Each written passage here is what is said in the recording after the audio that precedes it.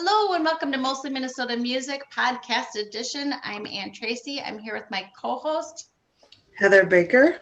And we are here with Brian Reidinger. Welcome. Well, thank you. Thanks for having me. Thanks for answering my email. We were delighted to hear from you because we have so much to talk about with you. We've got Cue the Sun, which is a fairly new release that you've put out, and then we've got In the Groove Music. Yes. Which is fantastic. So I'll just get you to start, but just tell us a little bit about yourself. You start wherever you wanna. Well, Zygote's probably a little before my that might be a little. I was born and raised in Eau Claire, Wisconsin, and I have an older brother and a younger brother, and both my parents are gone. And it was a fairly uneventful childhood.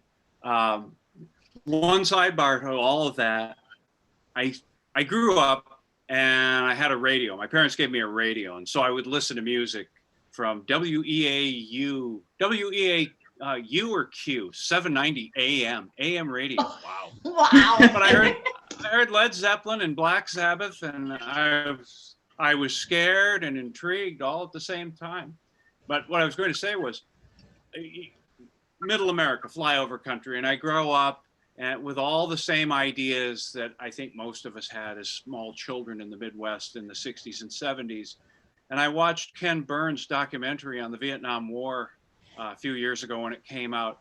And the most heartbreaking aspect of it for me was realizing much of what I thought about the world in childhood was not that way at all. I saw that, and you see the politicians behind the scenes and the trouble they're dealing with and the difficult decisions, and we don't want to say anything because we don't want to scare people, and you realize, wow. And on some levels it made me question, well, what did I think growing up? What was my childhood like? But that's for a therapist. But anyway, so from a very early age, I could hear music in my head. I didn't always know what it was. And my mother, prim and proper, should have been born in the 1700s and lived in Victorian England. Lovely lady, but she's very, very of that old school mindset. And so she insisted that all of her children take piano lessons. Well, my older brother and my younger brother bailed quickly. I think my older brother lasted a couple of years. I lasted 6. But what the piano teacher told my mother was never play him his recital piece, because once he hears it, he'll remember it. And that was true. I didn't really understand that at the time, but I can hear music and I can play it back. And I can play what I can write on a range of instruments that if I was at a jam session, someone handed me a guitar or a bass, I'd be like passing to the next person. But if I write it on that instrument, I can play it. Like most of the guitar work on the Cue the Sun release is me, outside of the lead guitar stuff. I can't do that. So she got me piano lessons, and I learned a lot from him. Harold Conrad. He was an old blind man, but a wonderful teacher. And then April 6, 1974, about 10:35 at night, it was a Friday night, and ABC had a short-lived series called In Concert. And Deep Purple was headlining the California Jam at the Ontario Motor Speedway. And the whole family goes down in the newly remodeled family room in the basement of the house, and we turn it on, and the drummer Ian Pace for Deep Purple goes into a drum solo, and it was like a bolt of lightning. I just in a flash, I could see my whole life. I didn't see this interview coming, but I could see my whole life, what I wanted to do, a path forward, a way out. I didn't know out of what. That took, decades of therapy to figure out. But it was a way to express myself. And you mentioned In the Groove Music, my company. One of the things I came to the conclusion many years ago because when you own a company and you're trying to grow it, you're always trying to think about, well, how do we brand this? What kitschy phrase can we give to people that they'll remember us? And my business partner is very good at adopting that mindset and embracing it. And it's been to the great benefit of our company that he's done that. But for myself, I thought, music really is a universal language. I could go to rural China where I don't speak the language and they don't speak my language, but I could play a drum beat. I could just pick up something and tap it, or I could play a melody on a guitar or a chord change, or if I ever take Peter's advice and buy a flute and start learning it, I could play something there. And it would transcend the spoken language barrier. And so I'm growing up in Eau Claire and all of these loose threads are in my head. It's taken 58 years to figure out what I figured out to this point, to begin to connect them. But when I saw that concert in 1974, I told my mother, I said, that's what I'm going to do for the rest of my life. And of course they laughed. She and my father laughed and said, oh, go to bed.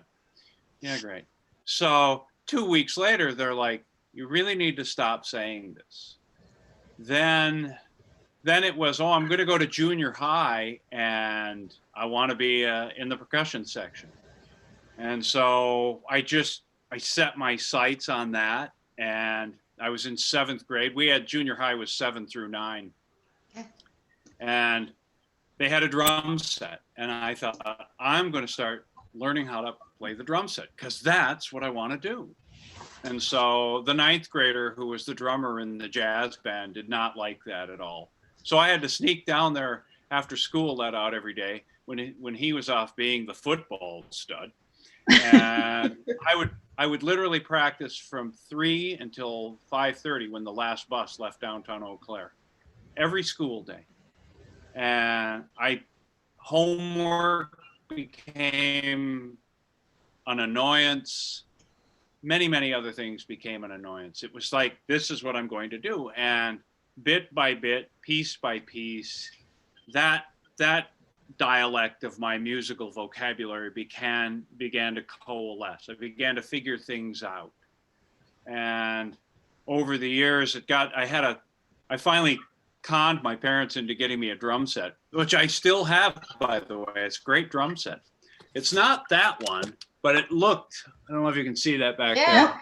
Yeah, nice. But it was basically the same color and the same shell material and all. I've been collecting them now for years. I've got, 6 or 8 full sets like that, all the same thing. That's creative.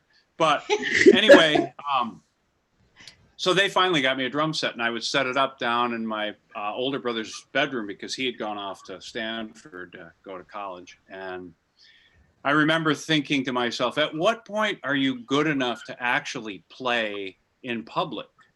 Because I would be practicing things and annoying my parents, but I just kept going. And it's probably when I was 17, my senior year of high school, I heard the top local rock band lost their drummer. Why, I don't know.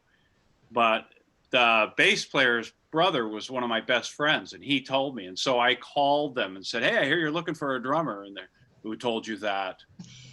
Anyway, I got the audition, I got the gig. So my senior year was basically 4 nights a week playing gigs, and which mortified my mother. So when I got out of high school, my mother, in a panic move, signed me up for summer English composition at the University of Wisconsin, Eau Claire, which was horrible. 8 a.m. every day. So I managed to get through that class, and then they were insistent that I go to college. So I went for the fall semester, but I knew what I wanted to do. And there's a very famous jazz pianist, Jeffrey Keyser. I don't know what label he's on. His father was a professor at the University of Wisconsin, Eau Claire, and became a very good friend. He just actually passed away recently, Ron Keyser. Anyway, he knew that I didn't really want to be there, and he asked me into his office, and he said, look, you're good enough to go out into the world and make a go of this. He said, so, you know, it's your life, but as a professor who cares about you, if that's what you want to do, I'm here to tell you, you can do this. And then he kind of sat back and he said, and look, if it doesn't work out, we'll be here. The school's not going anywhere. So it was that's basically the upbringing. There's a lot more to the story, but it would take, I can answer your questions.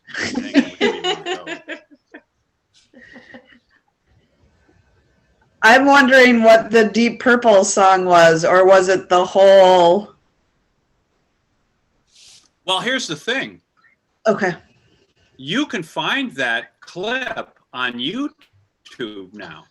And years back, probably 4 or 5 years ago, I was sitting in my office when we still had downtown offices, which we still have, just nobody goes there. And I clicked on it and I watched it. I think the song, the Deep Purple song, was called "The Mule." It's the same song that he soloed on the Made in Japan album from 1972. And I watched it and I was underwhelmed. And I thought that minute or so of performance on video broadcast into my family room as a young boy changed my life. And now I see it now. I suppose in some ways it's like your parents. When you're young, your parents are everything. You know, they're like deities. But when you get older, you see their frailties and their flaws and their limitations. It doesn't mean you love them less. It just, you recognize, I'm not utterly dependent upon these people. I have my own way in the world. And so when I watched that, I thought, you know, there's a working band. They were having some infighting in the band. They had some trouble with the California authorities for whatever. And they played this show.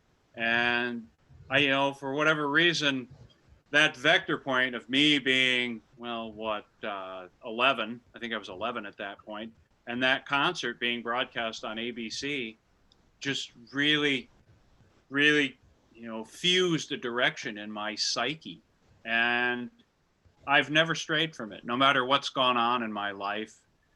You know, if at times before we started In the Groove Music, I had to have a day job or, you know, had a problematic relationship, whatever, that was always there. That, it's a terrible way to say it. That's like the background noise of my life, is that focus. And my mother would tell me all throughout her life, we would talk about this because she never liked that I chose this life. My father he was much simpler. Are you making a living? Yes, I am. Geez, that's great. And so, you know, the company's done very well over the years, and he was very proud of that. But my mother would ask me towards the end of her life, why did you do this? Well, I knew what I wanted to do. I knew what I wanted to do from that moment when I was 11 years old. And don't you think it would be lovely if more people in the world had that type of epiphany or experience? Because I think a lot of people, and I'm empathetic, they go through their life, they don't know what they want to do. They don't know what they should focus on. And they get a job, but they complain about it, or, you know, whatever. And my mother said, no, that's weird. You're weird. I know I wasn't weird. I was lucky, or I listened to my inner voice, or I happened to make a connection and I recognized it as something of substance in my life and my life experience. And I've just worked at it every day. I mean, I still come down here and practice most days. I get hired to play drums on a lot of other people's records. I see there's a cat in town named Tony Royce. And I just saw a notice on Facebook. He released his record today. I played on that last year. And I'm working on a record now with a guy named Jim Behringer, who's a lovely, lovely gentleman. I've never met him, but we have phone conversations. Jim's, I didn't know this. He played on Tony Royce's album, and he asked the producer, who's the drummer? And so he called me and we talked. And come to find out, Jim Behringer used to tour with Laura Branigan and Michael Bolton and Jeff Lorber Fusion and a guy named Kitaro, and I don't know who all else. I mean, he's hugely successful and widely respected here. So it's him and Ricky Peterson, the keyboard guy from the Peterson family, who I've never met, I've never even talked to, but we're on a record. I think we're 35 songs in right now. And then the bass player is a guy named Gordy Johnson, and Gordy tunes the grand piano at the main studio at In the Groove Music, and he's a lovely man. And I would talk to him about bands and about playing, and so Gordy and I were talking one day, and he said, you know, who are your influences? Of course, I said Deep Purple, Jethro Tull, Kansas. I said Michael Hedges, the Canadian guy, was the tap guitarist. John McEnroe, the tennis player, for kind of his body, go for broke attitude. And he said, what records did you listen to growing up? And so I'm going down this list of records, and one of them was a record by Maynard Ferguson called New Vintage, which I still have on my iPod and I still listen. And Gordy said, yeah, that's Peter Erskine on drums. I said, I know, he's so good. And I said, the band is so good. He said, you ever look and see who the bass player is on the record? I said, no, who? And he kind of stood there for a minute. He said, you're looking at him. And so suddenly my relationship with Gordy completely shifts, because here I'm standing here talking about the tuning of my piano in my recording studio with a guy who I've listened to hundreds of times, who's been, his playing and his style has been influential on how I think about bass when I write and how I play drums with a bass player. Anyway, so he's the bass player on this record with Jim Behringer and Ricky Peterson. And we exchange texts occasionally, and they're very complimentary. And I'm, you know, at this point, I'm grateful to be able to do this and make a living at it and play music I enjoy and get the opportunity to play music I haven't heard or wouldn't have thought of or would never write myself unless I was doing it for a commercial. And, you know, so overall, it's been pretty cool. And it's an ongoing thing, you know, you're never done. I guess you're done when they say amen and they close the casket or, you know, bury the urn, but until then. So what did, with all of, I mean, it's so much fun to hear about somebody who does, you know, you're doing what you love and it's said you've made it a good living at doing it, but with Cue the Sun, what made you decide to go out and do your all, it's mostly you on the album. Yeah, it is. How did you decide to do that, and who did you decide to bring with you? After many years, I might have written this in my email to you, but after many years of writing jingles, you're very good at writing, oh, we need three seconds, then it's got to stop, then we need 8 seconds, then there's got to be some weird sound, and then a chorus, and then we got to be out at 27 hard because there's a voiceover at the end. You become very adept at that and editing yourself. And about 10 years ago, I have a very good friend named Mark Warple, just a beautiful human being. He had a band in Milwaukee called Warp Drive. And I was a big fan of that band. I didn't know him, but I had a girlfriend who moved to Milwaukee, so I would go visit her. Of course, she was gainfully employed and I was a musician, so I had my days to sit around the apartment. And I thought, I'm going to call that guy.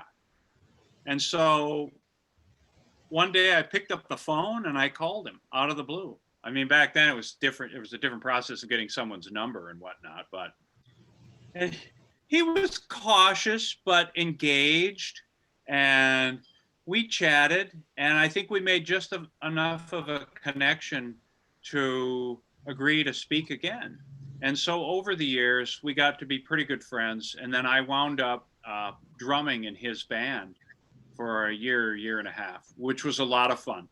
And it taught me a lot about his skill set and how he views being professional, being on stage, presenting a show, all of these nuances that, you know, I was in different bands and would learn different things, but he was writing all the music for the band. And it was a great experience. And so that had to be in the 90s somewhere. Anyway, so I came back to the cities. I got a gig with a band called Gemini and spent 1.5 or 2 years with them. We did one album. They were kind of their motif at that time was kind of an 80s hair metal band. But the functional reality was in the Minneapolis club scene, they were enormously popular. And I saw them with a friend of mine and I said, you know, if I'm ever really going to make any inroads into this scene up here, that would be a band I should play in.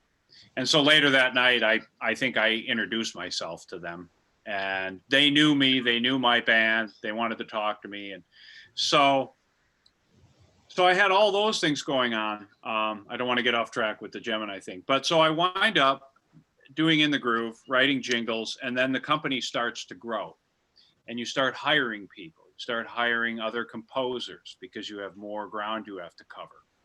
You start hiring administration people, you start hiring sales people. And for myself, I suppose around somewhere between 2010 and 2012, I could really see my role isn't to be the main writer, partly because the way the commissions were structured. If I was writing and I won a gig, that effectively prevented my composers from getting that commission. So, you know, and I'm going to get paid either way because I'm a company owner. So I began to think of, well, if I'm not writing for the company, what am I doing? And so at the end of the day, I would go into the studio, or maybe midday if I'm the boss and I've got all my other things done, and just start to put ideas together. And I would get them to a certain point and it would stop, and then I'd let it go and I'd get on to some big issue with the company.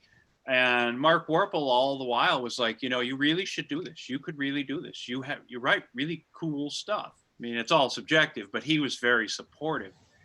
And so in 2015, I just decided I'm going to do this no matter how long it takes, no matter how difficult it is. I think in 2014, I had a song I had written and I asked there's a rock singer in town, a guy named Wally Nymek. Great singer, really good singer, very creative. I used him on a couple of like TV theme show projects, and he came in the studio and wrote lyrics on the spot that were right to the point. And anyway, so I asked him, I sent him this song. And I said, hey, can you write lyrics to this? And he did. And it's very good, but it didn't speak to me at all. And so that really bothered me because then I realized if I'm going to write the music, I also have to write the lyrics, and I have to talk about things that matter to me or that have resonated in my life. And I'm sorry, pop music, but I could not write another love song. Or, someone was telling me about some song today, and I'm like, wow, I forget who the singer was, but it was a pretty, just thought, why do people write stuff about that? So anyway, I just started, and I went back to a riff I had written like 20 some years prior because I couldn't even think of anything. I'm like, well, I'll start with that. It was an old exercise that I taught myself on guitar when I was trying to teach myself to play guitar. And I got to a certain point and I thought, oh, this just sucks. And then I reminded myself, no rules, no judgments, just keep going until you finish it. And so I managed to get this piece of music done. And I thought, yeah, that's not too bad. What on earth am I gonna sing about? I have no idea. Well, anyway, off the Cue the Sun record, the song is Small Beginnings. It was the first song. I think it's the second song on the CD or in the sequence. Oh, which by the way, I did get these, so. Nice. I'm old school. I'm old, so nice. It's old school. Anyway, nice. And so I was up north with my extended family at one of my brother-in-law's cabins, and there was some issue with the underage kids heavy drinking or something. And my brother-in-law and sister-in-law got after their oldest son, and they said, we are going over there right now. And they get in the car, and it was at night, and I watched them go down. They have a long driveway, about, 300 yards. And I watched the car go out of sight, and I just looked at that and I thought, there they go, down the road, out of sight. And I thought, that's a lyric. That lyric is actually in that song. But then that's where that came from. It was just this experience, and it's just another one of those moments where I realized, okay, you can draw from experience, and you can start to paint those images in a way using language that capture an image but are also metaphorical. And so I got my lyrics written. Then I realized I got to find a singer, because I'm not a singer. I'm singing a lot of the backups on that record, but again, Mark Warple came to me and he said, he's in a cover band right now on weekends. He'll go out and play, or when they were playing. Yeah. Anyway, he said, you should try the singer from my band. And I'm like, yeah, it's a guy named Mark Westland. And I knew Mark from many years ago in a band called Touched, who played in the club scene back in the late 80s and 90s. And he had a good reputation. I'd never met him. I didn't know him. And Mark Warple said, you really should try him. And I said, yeah, but he's a bar band singer. And he's like, that's what he's done. That's not what he is. He said, if you hear him sing, I think you'll change your mind. And so I trusted Mark Warple to invite Mark Westland down. And I said, let's just try this one song. But to do that, I had to sing all the parts myself. So I could show him, this is what it is. So, and I have the same setup at home. I have a mic here, and I'll just sit for hours and sing and lyrics and melodies until I get it right. And then you move on to the next section. Well, Mark Westland came down, and he's just a lovely, unassuming gentleman. He comes in, what do you want me to sing? And I think we did this entire album one line at a time. And we would talk about the line, and he would sing it. And yeah, let's change this, let's change that. And he never complained, and he was game to try anything. He would offer suggestions if he thought I was stumped, but he didn't take it personally if I rejected it. So we finished the first song, and then I think there's a song called I Am on that record. That was the second one. And then Methadone was the third. I wrote those three all in about a year and a half. Then I realized I can't write everything in the same key. So I bought a capo and started changing keys. Because the guitars, it's an alt tuning. I can play guitar with a normal tuning, but I don't really like it. So I tune everything. It's a more open tuning. And I wrote the whole album based upon that tuning. And so we got those first three done. I used to think of those as the big three. Well, I got the big three done. Now where do I go? And I would record another piece of another song, and I'd put it in Dropbox and listen to it in my car driving in and out of downtown. We're 25 miles out of downtown, so I would have time. And it was like, for me, it was like a jigsaw puzzle. But I began to realize, I can hit my goal of 10 songs. And more importantly, I can actually write a song. And these songs can actually say something. Some of them are very personal. There's some personal struggles going on in my life through that time that, doing this was very cathartic that way. And it's like, in some ways, it's like a mirror. If you're bold enough or brave enough, and the people I know who are prolific songwriters, it gave me a whole new world of respect for what they do. I play drums in a band in town here called the Twins of Franklin. And it's two young women, Becky Shaheen and Laura Schmidt. and Becky works for me. She's worked for me for many years. And those two are really brilliant songwriters. And so I finished this, and they were very supportive of me. Laura's helped me with my social media, whatever social media I have. And Becky sang any female voice you hear on any of the songs on the Cue the Sun record, that's Becky. And I said, can you come in and sing? And she'd just come in and she'd just sing it like it was nothing. And so, but finishing the project gave me a world of respect for what they do, what Becky's father does, Joe Shaheen. He's a wonderful songwriter. People like Chris Koza and the guys in Four on the Floor, and a lot of those artists we represent in our publishing company. And, you know, we do that as a business enterprise, but this has made me far more empathetic towards what they're trying to do. And it gives me a different sensibility to be able to talk with them. Now, it's not, you know, I've gotten notes from a lot of them. Congratulations, I listened to this, I really like it. Blah, blah, blah. It's all very nice.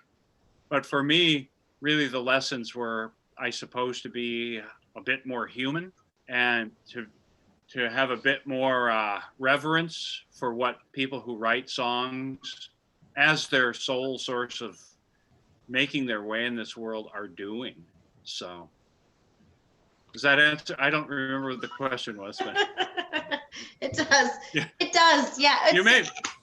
It's mesmerizing to hear the stories. You could just go on and we'll just listen.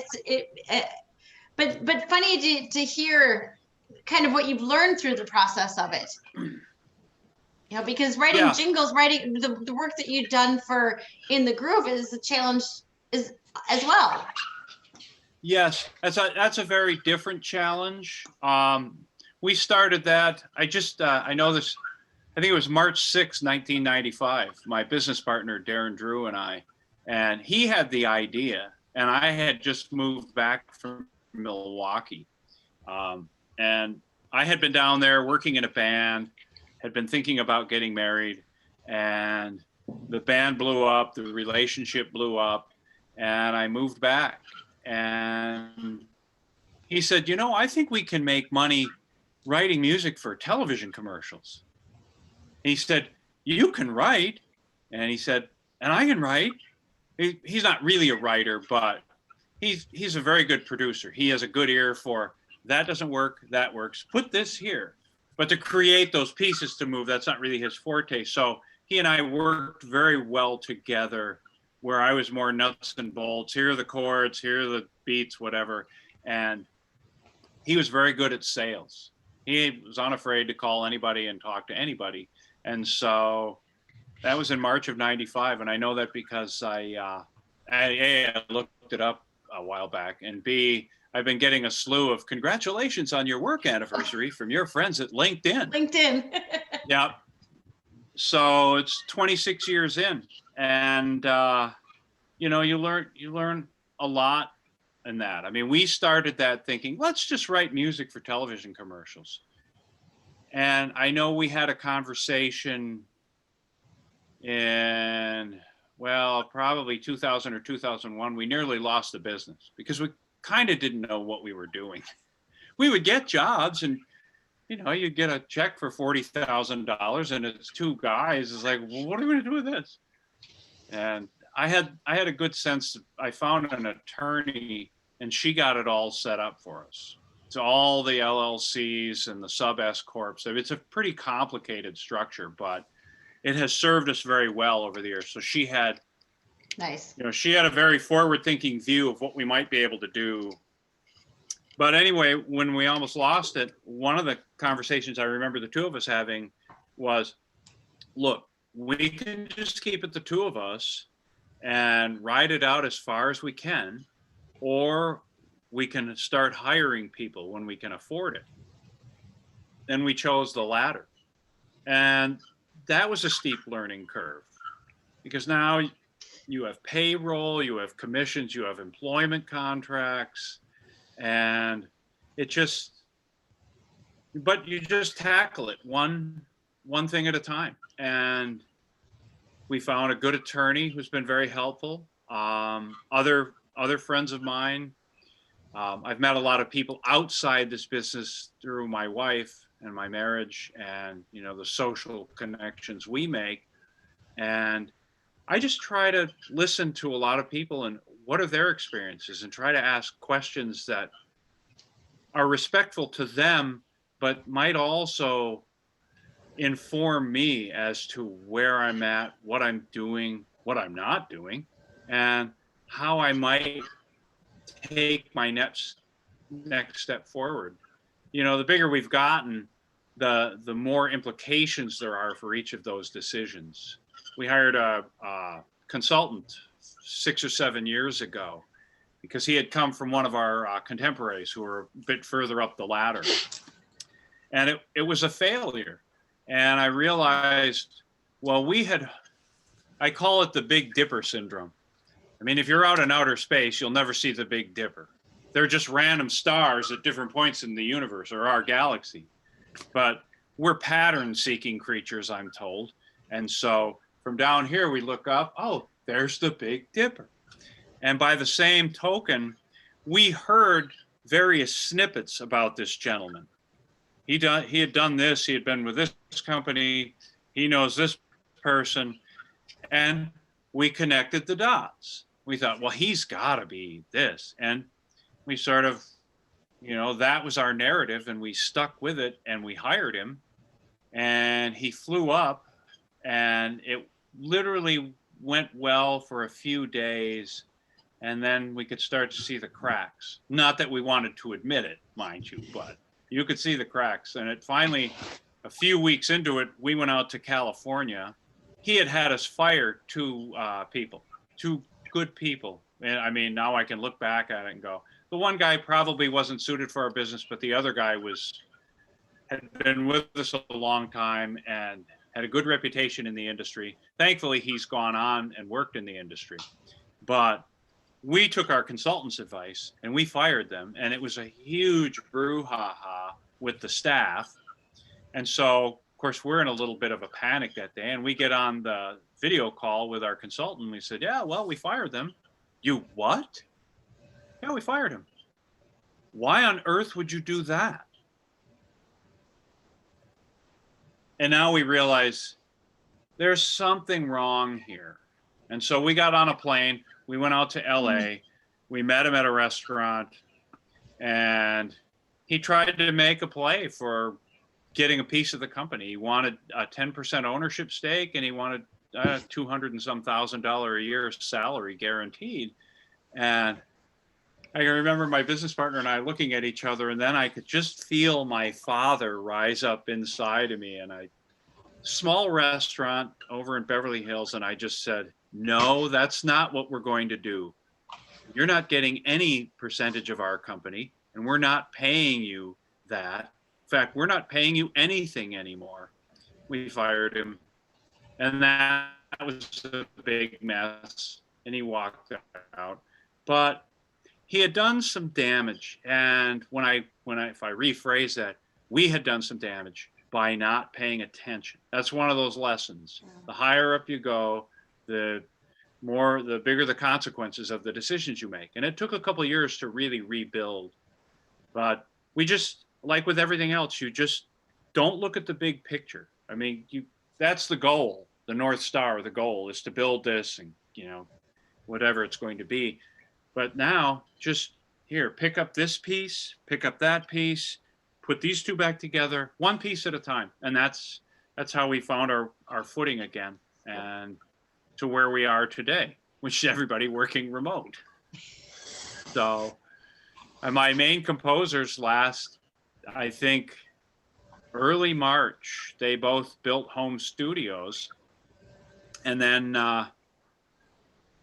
I went down for the first 2 weeks. Well, I was gone skiing the first week of March, and then I came back and went down for a few days, and then we realized, oh, we're going to be closed. So I didn't think much of it. I just came home. But then in mid-April, when we realized, oh, this is going to go on for a while, then I made the commitment to, I think you can see it here. Yeah. I built the whole thing at home. I think the gong is back. It's probably covered their guitars. Yeah. Well, it's a it's a recreation of what I have down there. And so we just all did that. And we started meeting via Zoom every Monday, the entire staff. And credit to the people we've hired and giving them the room to do what they do. Last year was our best year ever. So, and you have the added benefit of there's no travel, so your expense load is down significantly. So best year just in raw numbers, and then when you start to do the P&L and the balance sheet and all that, you're even in better shape. So we're just very, very fortunate. I mean, I know so many musicians that I came up through the ranks with. Very, very few of them have gone on to do really big things. Couple have, and I wish them well. But I know even those guys can struggle. And somehow I managed to find myself, Darren and I together, find ourselves in a wing of the business where you could have longevity. You don't have to be on the road. And, you can, in all likelihood, we'll sell it or we'll sell it to the employees. Who knows? But we're in a good position, and try to be thankful for what you have and try to recognize it. So. And it sounds like you've hit a nice balance. I know there's a time, because I work for myself, where you have to decide, am I gonna, my crossroads came at a time where I had 3 small children, and I said I could have 3 small children, or I could start growing this business. Yeah. But so I know that understanding of the bigger you grow, the further you get away from what it is that you do. Yes. It's like, well, yes. I like to write. How am I going to not write? Sort of deal. But it sounds like this album was the perfect balance to kind of bring you back to what you were doing. Yeah, it was, for me, it was kind of, what are my influences?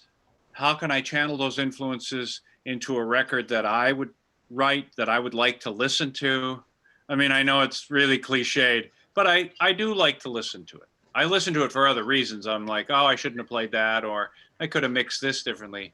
But, it turned out as well as I hoped. The interesting sidebar to that, I have a bunch of new songs for the next Cue the Sun record, because once you kind of get into that flow, then you just keep going.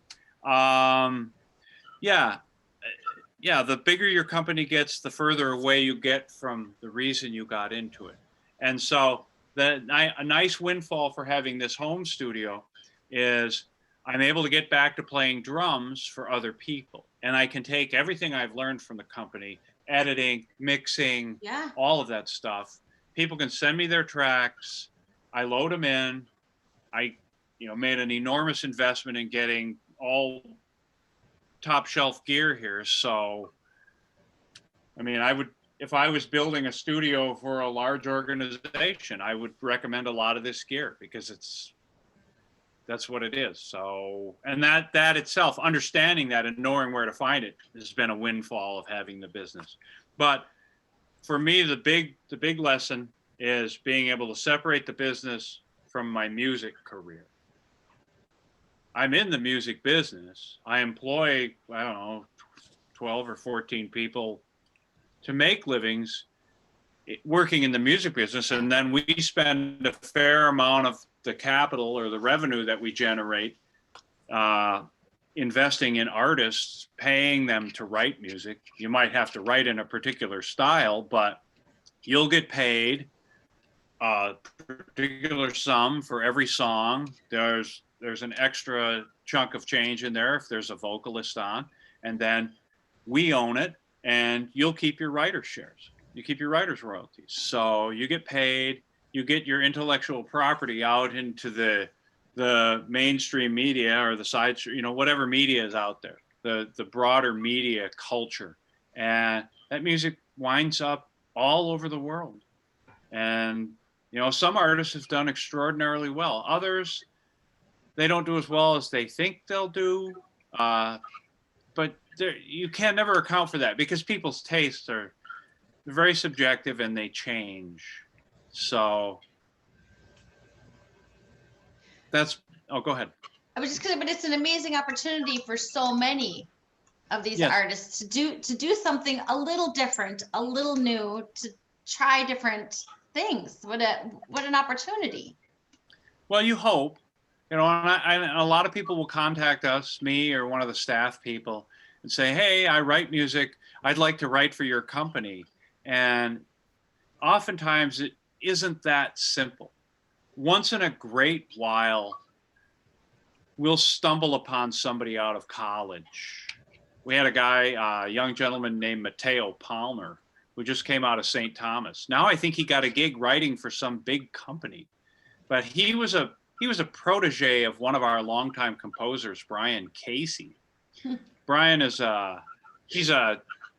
he teaches over at St. Thomas. He's a professor, not full time. I mean, because he still works for us and all. But Casey identified Mateo right away as someone who seemed to exhibit the characteristics of what we would look for.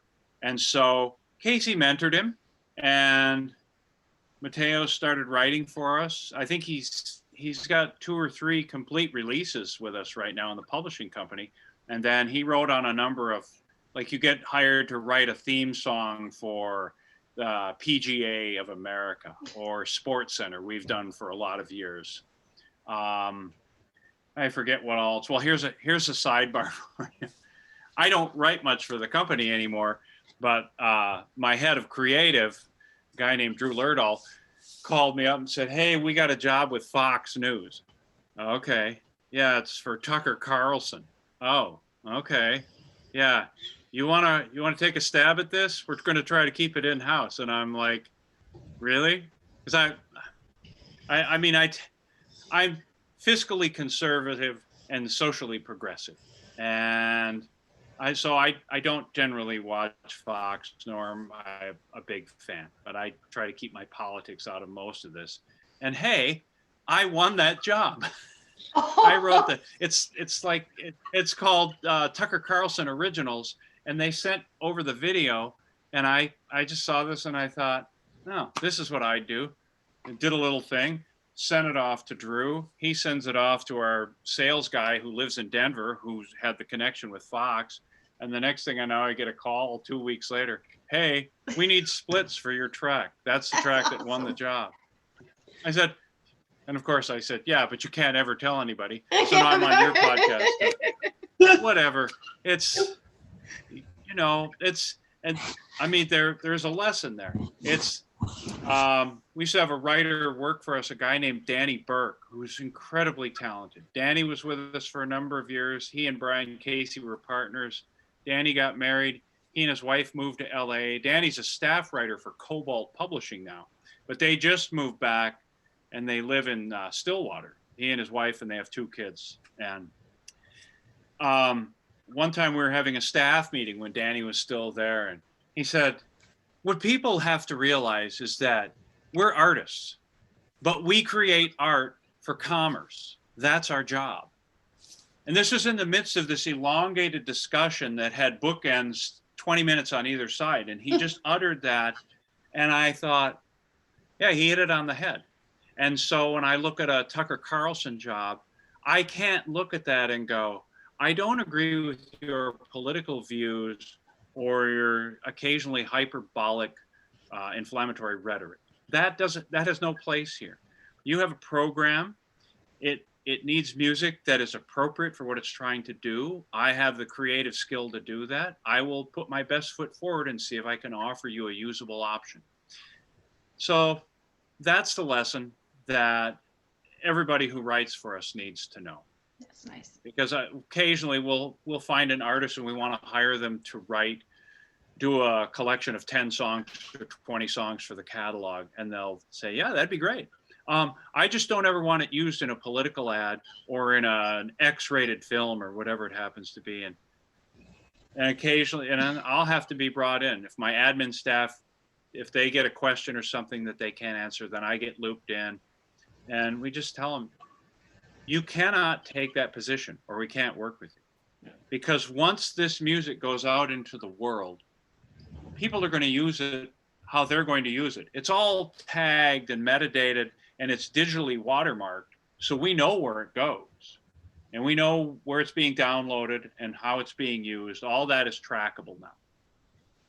But we can't tell them no, or we can't give you right of first refusal before your music is used on a Sarah Palin ad or something.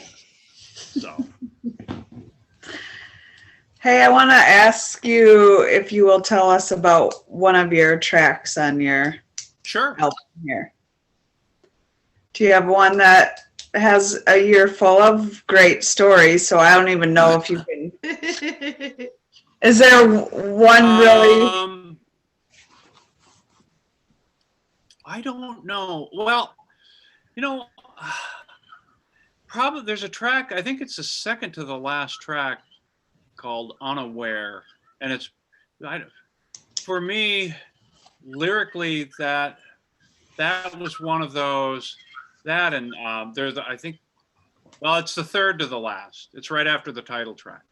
Most of from Black and White and Unaware and Pry, those three really dealt with relationships and, the trouble you can cause in them by not being honest, not being forthright, or by pointing the finger and blaming others. Anyway, I just heard Unaware today, and really my wife and I had gone through a couple circumstances that, you grow, you mature, you evolve, and the whole chorus came down to "We will never be the same," and there's a sort of a lamentation there that, oh, too bad, we'll never be the same. But I think by the end of that song, it gets to the point where you don't want to be the same. You want to grow. And I think the outro is, "Don't you give this away anymore. Don't you give this away like before." And it's, you see so many people get divorced in our culture, and hey, I think a lot of people find themselves in bad relationships. But if you have a working relationship with another person, then you have to look in the mirror and go, do I have a working relationship with myself? And if I don't, then what do I need to address? I can't be a three-wheeled car and blame someone else for that. I have to fix that first. It's a terrible analogy. I apologize. But I liked that one. I know a lot of people, it's all relative, but the people who've contacted me, they seem to like Methadone a lot. And a lot of that record was written. There's a Black Martin acoustic guitar sitting back there. I don't think you can see it. It's behind the white one. Okay. I bought that when I started this process. I thought, well, I should buy a guitar. I can't just be borrowing people's guitars. And so I would sit up in our library and play, and probably annoy my wife, who is very patient and let me do this. And I came up with that little picking pattern for Methadone, and I was sitting there playing it, and I recorded it on my phone, and I listened to it the next day, and the word Methadone just popped into my head. So now it's like, well, I'm not a heroin addict. What am I thinking? But again, it becomes a metaphor and a tool for conveying an idea or a comportment to the world or an experience. And I think Methadone, I mean, in the literal sense, it's like the drug that people take to get off heroin or other opioids. But I think, isn't one of the side effects people can become hooked on Methadone itself? I think I've read that. And so, look, if you have bad behaviors in your life, if you have vices, or you have problems being forthright, or whatever they happen to be, you go to a therapist. People go to a therapist for a lot of reasons, but the dark secret there is you can become dependent upon the therapist as your crutch. And so in the case of Methadone, it's really a metaphor for finding something that helps you away from the darkest dark, but you have to be careful not to become attached to it. It's just a conduit from there to here. The conduit shouldn't become your home. So I'll probably ruin it for everybody by saying that. But, and then the Deny was good. Deny was pretty simple. Small Beginnings, first one. Yeah, Pry, I think his second to last song was the hardest one for me to finish. Pry was written very early on. It was probably the fourth song written, but it was the last one finished. In fact, Voices was the last one written, but I finished it before Pry. For the life of me, I could not finish that song. And great irony of finishing that was I heard, you can find this on YouTube.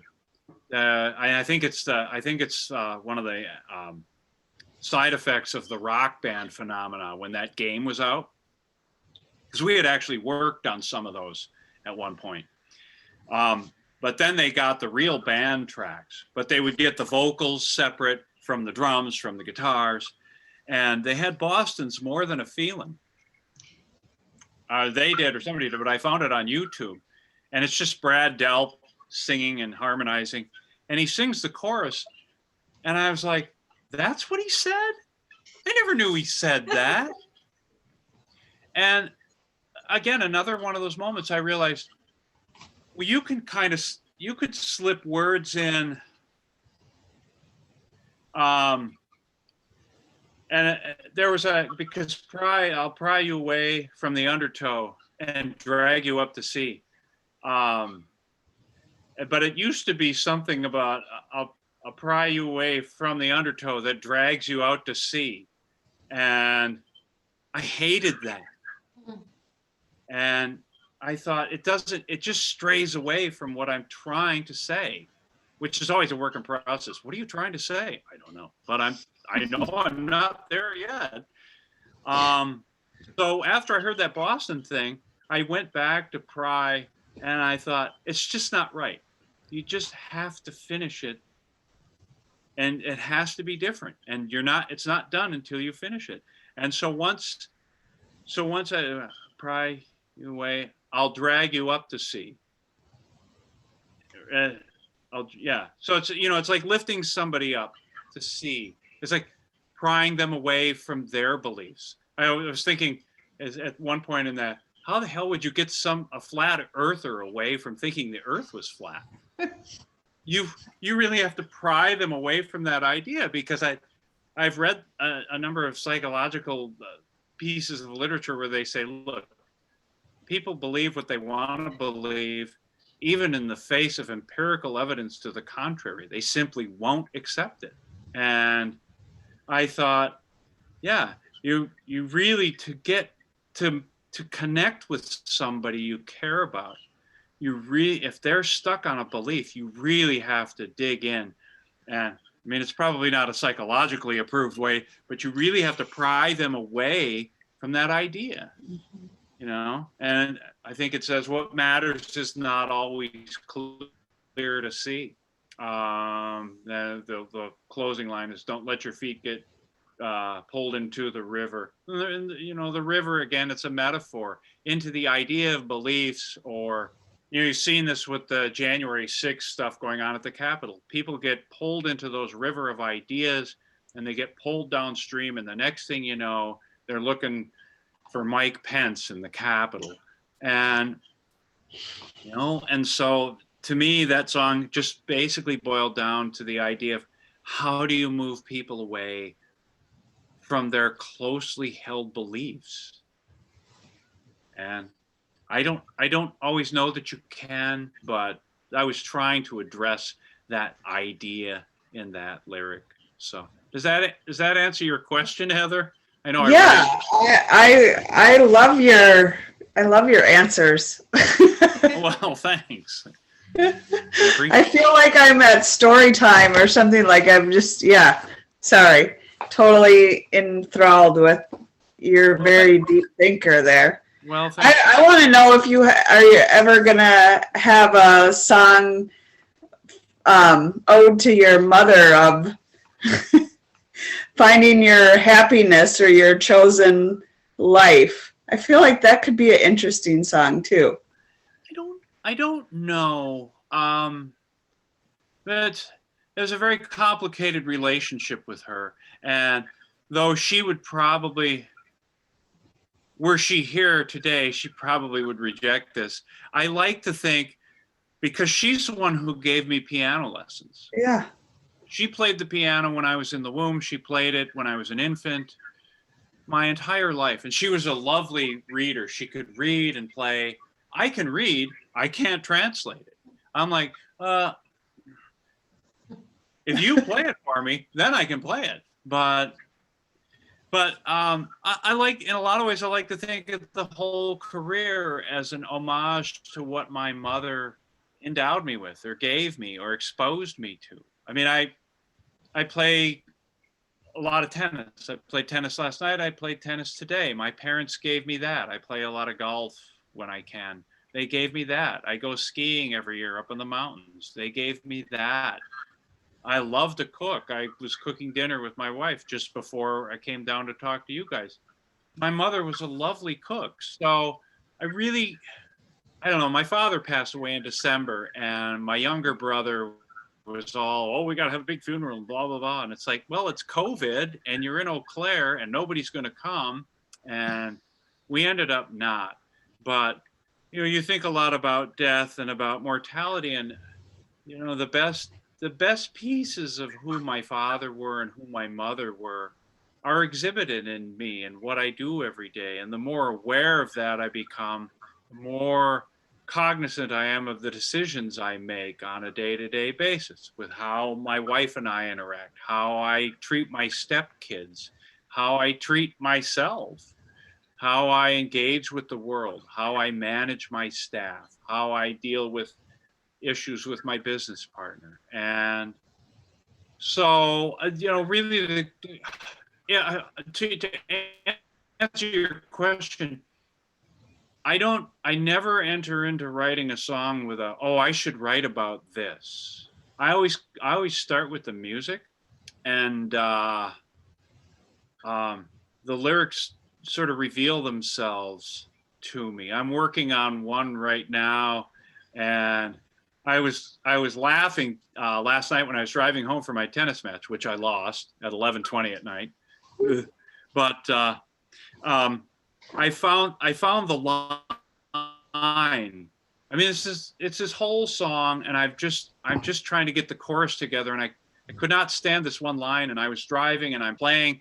I've got the music in Dropbox, and it just keeps playing in my car, and I keep singing it in my head. And it's like, well, what if you? Oh, there it is. And then I stopped it, and I'm like, yeah, that's it. And so now part of that then is to try to figure out, okay, what does that pertain to? The lyric is, you leach into my veins. What the hell is it? You leach into my veins. Into the corners of my only hope, to rise above the fray and face the wind again, where I have no fear at all. And it was, the line was, into the corners of my only hope, because it's really, you hope for yourself. You want to rise above the din of everything that modern culture throws at you. You want to be able to face the wind, to be able to look at uncomfortable situations and not shy away from them. And I think the reality is we're never fearless, but we learn how to manage it, and you move forward with it as a part of who you are. And then so the lyric winds up being, where I don't have any fear at all. So it's kind of a simplistic thing, and I'll go with it because I like how it flows within the music. But that's probably taken a good week of me just chiseling to get those words where I'm like, that works. Now, again, that at this point, that's all just self-reflection. you look in the mirror, and now I try to build out from there. How does that play into the life I've lived, that I want to live, that where I'm at today, my childhood? I mean, they can't be too broad. You can paint certain strokes, and you end up having to commit to, well, it's going to be said this way, and people will likely hear it and interpret it this way. But for myself as a writer, I'm just drawing on this experience and framing it that way, how you hear it at the end of the day. So if I went back through all the lyrics right now from the Black and White album, there are probably some homages to my mother in there somewhere. I can't think of any right now because it's all kind of a blur, but sorry. Does that help? I have one other weird question is, what do you do with 6 drum kits? Like, where the hell do they go? Well, I have 2 that, this is a mirror image of the drum set downtown.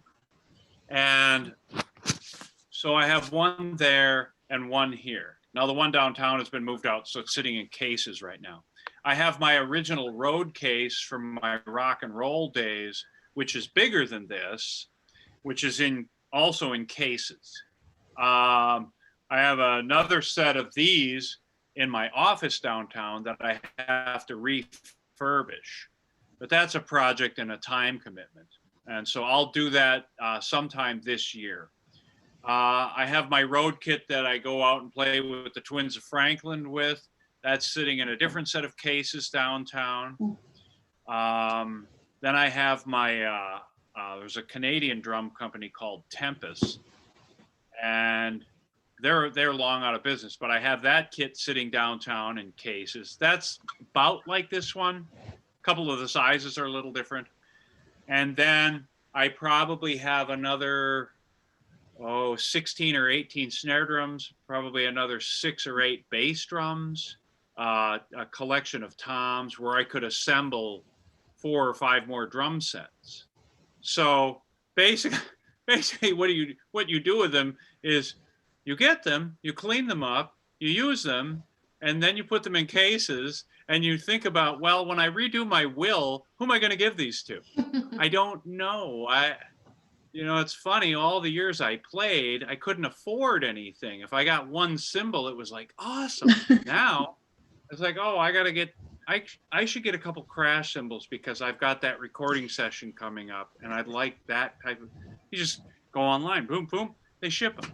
And, it's the funny thing. You find success in your life, perhaps in different ways than you thought, but at least for me, I try not to lose the motivations and the joie de vivre of what I originally started out to do. And I know we talked about that before. So I was thinking maybe you would have Tommy Lee's metal drum circular, whatever.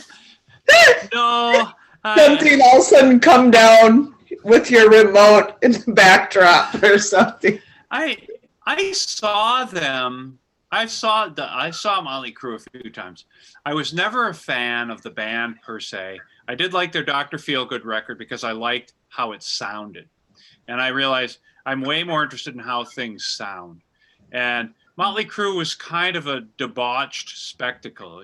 Everybody knew they were enormous coke heads and drinking a lot. And to see them up on stage actually roaring through their set. I mean, they had a great support staff. So if the support staff could get the guys on stage, they could put on a good show. And I applaud them for that. Tommy Lee was a great showman. And, he made the most of it. And so that was never quite my thing. I loved being on stage. I loved, I hope to take the Black and White record and put a band together and go on stage. Really, the secret goal, spoiler alert, I'd like to get a good band together. You'd rehearse them for 3 weeks, and then you'd go to Europe for a month, and you'd play a month of shows. And then I would imagine by the end of the month, you'd kind of be tired of each other. So then you come back and you say, we'll talk to you next year. We'll do it again next year. And just keep it simple like that. Because so many bands I played, and you played all the time. Excuse me. 4 or 5 nights a week, every week. You didn't have a life. You didn't have anything. And so I would like to set this up as a business. I mean, a lot of it is all of the rights, ownership, control, and management behind the scenes on this, and for Peter's record, are all set up and taken care of. So, but I would like to set up a business organization. You hire people to play, because most of the bands I was played in, they were your buddies, certainly when I started. And the people who've had the most success would often tell me, it's a business. It's run like a business. And so I figured, okay, you set up a business, you put some seed capital in, people get paid to rehearse, they get paid for the show, they know what they're going to make. And then it's my responsibility as the business owner to make sure it's well managed and shows are booked. And you can still hear me, right? Yeah, it went bad on me. It's a little, yeah, we had a minute there, but it does catch up. So we caught up with it. Yeah, I just had a little thing. Internet connection unstable. So anyway, that's really where I'm at. And we'll see what the next year or 2 years holds, but just one, like I said before, one step at a time. Next thing is to find a place where I can just rehearse with the 2 marks to see if we can play this stuff, and then find a bass player. And I have some other people I'd like to hire if I could have my ideal band. A friend of mine is a brilliant keyboard player, and hire the 2 gals from the Twins of Franklin to sing backup. But we'll see. Those are some of that's kind of dreamy stuff, but I have to deal with the practicalities of what's my next step. So. And these days, it's hard to know what anyone's next step is. What's that? I was gonna say, these days it's hard to know what anyone's next step is. Yeah. But again, you take a breath and you just move in one direction. And I think even though it's hard to know, I think people generally have an idea of what the parameters of this could work, this might. Boy, if I stepped out here, I could be arrested, or I could be a drug-addled gas bag, or who knows? But I mean, I think even within the unknown, we have a pretty good sense of this range of ideas could work within these parameters. And so, did you ever see there was a documentary called Touching the Void? Ever seen that? It's worth watching. It's about 2 British guys who go down to South America and they climb Ciula Grande. Nobody had ever climbed it before. And so they, on the way down, they got caught in a storm, and the one guy broke his leg, and the other guy's trying to lower him down, and he inadvertently lowered him over a cliff, but he didn't know it, and he had to cut the rope hours later. And so the guy with the broken leg falls through the ice on the side of the mountain into a crevasse. And the other guy is sure he's dead. He can't find him the next morning and feels terrible and gets down the mountain. The guy in the crevasse has a broken leg and has nowhere to go but down. And I mean, it's no spoiler alert to tell you they both survive. And it's just heart-wrenching to watch. But they interview the actual guys, and the guy who's in the crevasse said what he realized, he had nowhere he could go. He couldn't go up. He had a broken leg. He was on about a 2-foot ledge on the edge of what he thought was a bottomless crevasse. And he said, I couldn't sit there and not decide, because that was a decision.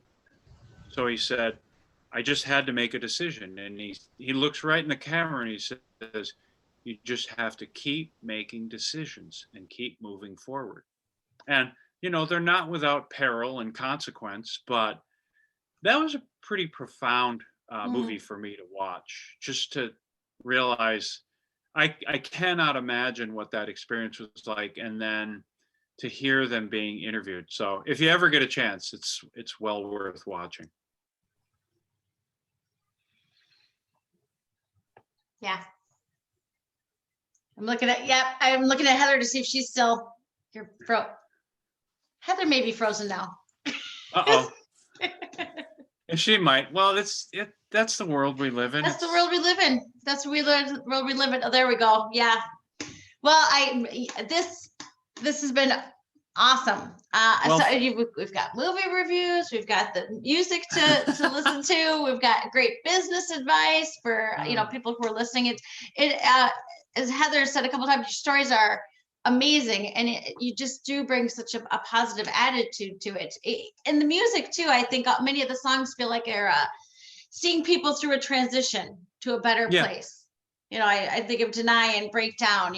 Just that kind of. There's a lot of learning to be done. So well, thank you, and thank you for listening, and thank you. And I don't know if Heather's going to log back in or not, but if she doesn't, thank you both for taking the time to talk with me. Delighted. I enjoyed this immensely. Yeah, for folks who are, go ahead. Sorry, I was just going to say for folks who are listening, and I'll include this in the notes, but tell folks where they can find you online. It's www.QueThesun, QueThesun.com. You can find In the Groove music at www.itgmusic.com or www.inthegroovemusic.com. Also, if you look up Cue the Sun, you'll find it on Spotify and Apple and Amazon, Pandora, any of the streaming services. You can find me on Facebook. I'll investigate. I think you can buy, if not yet, we're setting it up so you can buy the CD if you're of the old school ilk from the website. So the website's still a work in progress. It's up, it's running. I think it looks reasonably good. It's got a modest amount of information and then some of my photos from out where I live. I love taking photos out here. They're great photos. Yeah. Thank you. I think my dog's in one of them, not in a most flattering position, but sorry. I think I can picture a dog. That's awesome. Yes. Anyway, that's where you find it. And the Peter Phippen record, I think you can find his at www.peterphippen, PeterPhippen.com. And then I think it's /PSR, and that's where you would find that record. The other record I mentioned that I just played on recently, I don't know. I can send you guys email if you have a website or something that you can share with your listeners, like the Tony Rice record or the Jim Behringer record. And I've got a few others I'm working on at the moment. So, and who knows who'll call, but I'm just happy to be doing what I'm doing. That's fantastic. That's a great way to roll. That is a great way. It's been just a joy to get to know you better. So thank you very much for joining us. Well, thank you. And I hope you guys have a lovely weekend and sharpen your shovels. It's supposed to snow next week. Oh, don't leave us on that. At least it says so now, but no. Well, will there be a link that I'll be able to find this at some point?